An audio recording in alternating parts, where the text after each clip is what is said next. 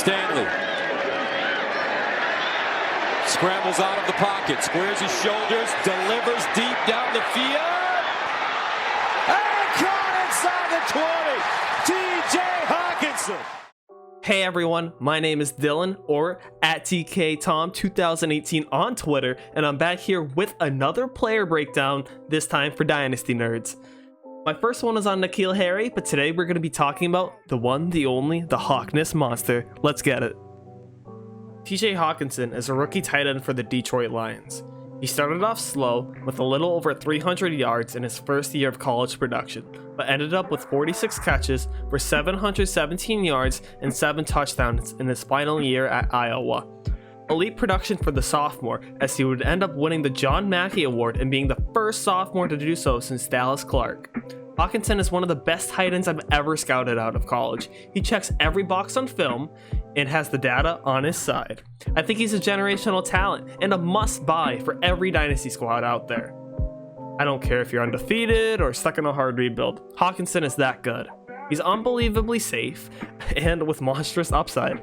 In my opinion, he is a lock for several top 3 finishes at the tight end position. Let's start off by breaking down some advanced data we have on him. TJ Hockenson was selected with the 8th pick in the 2019 NFL Draft. That's incredibly high draft capital for a tight end. He's only 22 years old and has a monstrous frame at 6'5", 251. With that size and his 92nd percentile catch radius, I expect him to be an explosive safety blanket for Matthew Stafford. This makes sense as he averaged 15.5 yards per reception in college, which ranks in the 81st percentile among tight ends. He is a great athlete with a 75th percentile SparkX score. Not really a freak athlete, but certainly a really good one. The worst thing about his profile is probably his poor breakout age of 21.2, which ranks in the 47th percentile. I'll address this later into the video. Let's look at Hawk's market share of yards. Essentially, market share of yards is a college dominator rating without factoring touchdowns. TDs are fluky in college football just like they are in the NFL. Touchdowns can inflate college dominator ratings severely. It's alarmed us of busts like Devontae Parker, Corey Coleman, and Laquan Treadwell. But it's still great for tight ends too. It's new and upcoming and even more predictive than college dominator ratings. Here's a chart of Hawk's age-adjusted market share of yards. Hawk is above the baseline regression for both years. Hawk supplanted fellow stud tight end Noah Fant as the, quote, alpha wolf in their final seasons in college respectively. Fant was elite in college and a really good tight end prospect. What Hawk did was incredibly impressive in my eyes. Let's look at some of Hockenson's advanced college analytics. Hockenson was a money man in college. In 2018, TJ Hockenson converted over 75% of his receptions into first downs. He also had a ridiculously high passer rating of 139.1 when targeted. This ranked 5th in college football among tight ends last year. The yards per route run is also one of fantasy football's most predictive metrics. He had the most yards run per route at 2.21, which ranked 1st in college football among draft-eligible tight ends. Hockenson did very well in many other metrics such as catch percentage, yards after catch per reception, and was Pro Football Focus's #1 overall ranked tight end last year coming into the draft. Now, let's head to the film room. Let's start off with one of my favorite plays of his. Hawk starts this play from the backfield, rolls out right and catches the ball behind the line of scrimmage, absorbs the first tackle, and shows off incredible contact balance as he advances upfield, spins his way out of the second tackle, and catches his footing by putting his hand in the ground as he accelerates upfield for extra yards. This play is very reminiscent of Rob Gronkowski. Hockenson is truly elite after the catch. Here, we see TJ line up as he's going to block just to run a streak route. You can see the full extension in his massive frame help him dominate the defender and snatch the ball out of the air. He even gets both feet in bounds. Remember when I said his 92nd percentile catch radius matters? Here's where it matters. This play highlights what will translate to the football field for him. You can't teach something like this. Hockenson goes into motion here and gets matched up against smaller DB Chris Jones. Stafford sees the matchup against the cover 1 blitz as Hockenson is running a crossing route of sorts. He doesn't really have much separation on the route until he cuts it inside under the deep safety. Hawk is a fantastic route runner and his cuts are sharp and precise.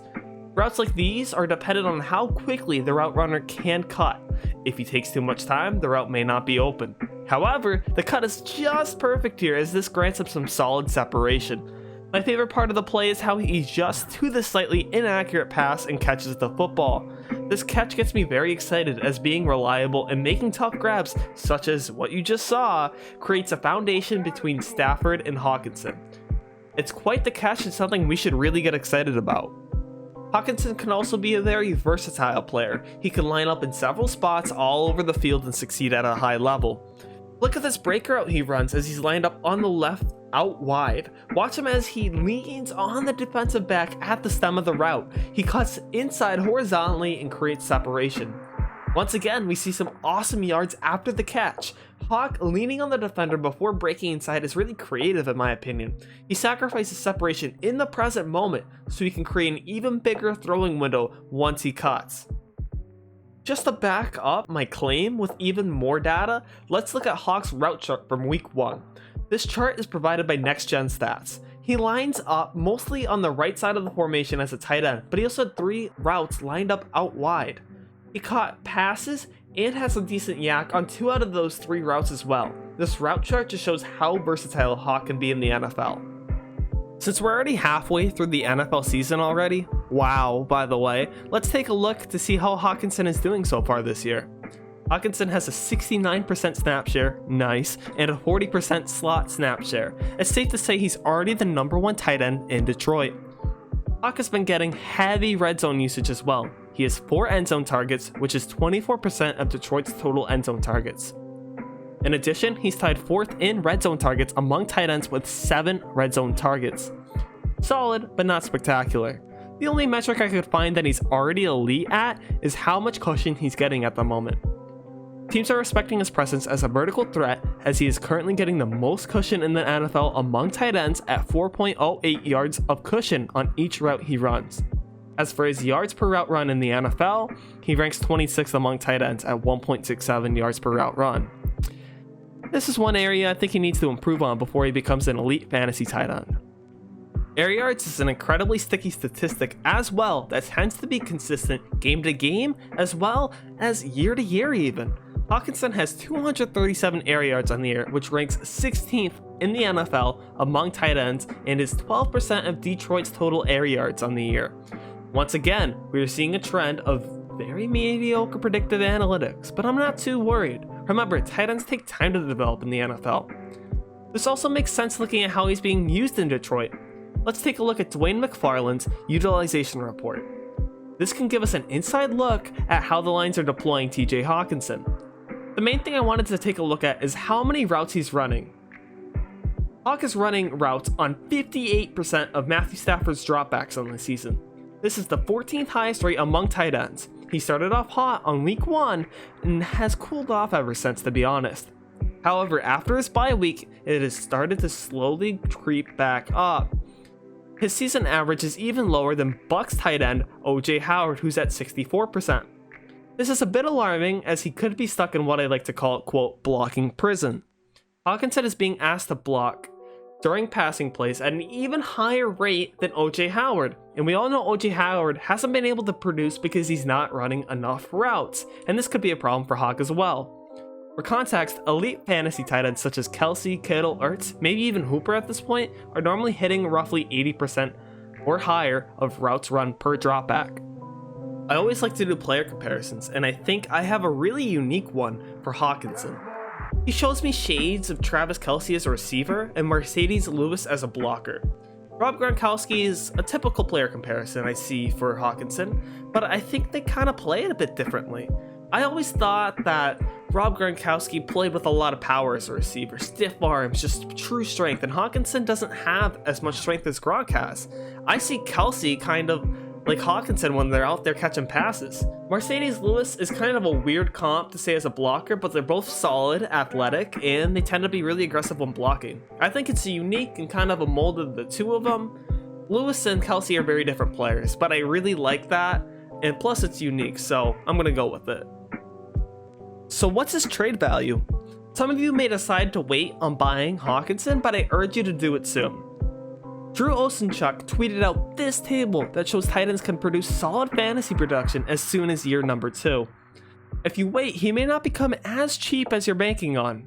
Even in a stacked 2020 NFL draft class, I'd still trade Hockenson for a late 2020 first in non-superflex leagues.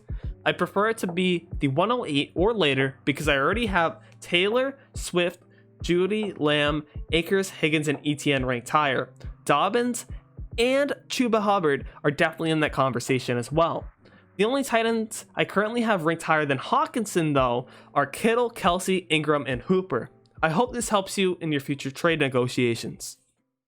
I'm confident that TJ Hockenson is going to be a monster in the NFL. It may take him a bit of time to fully develop as a receiver, but once he does, the NFL is screwed. A player with this much intelligence, athleticism, and grit is truly generational.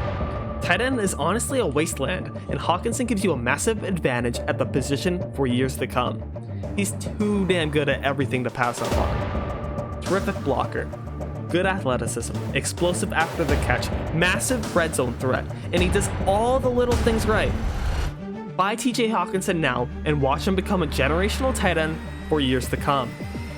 Right now, it's all Kelsey and Kittle, but just wait, because unlike the tales of the Loch Ness Monster, the Hockness Monster is dying to reveal himself and claim his spot on the throne.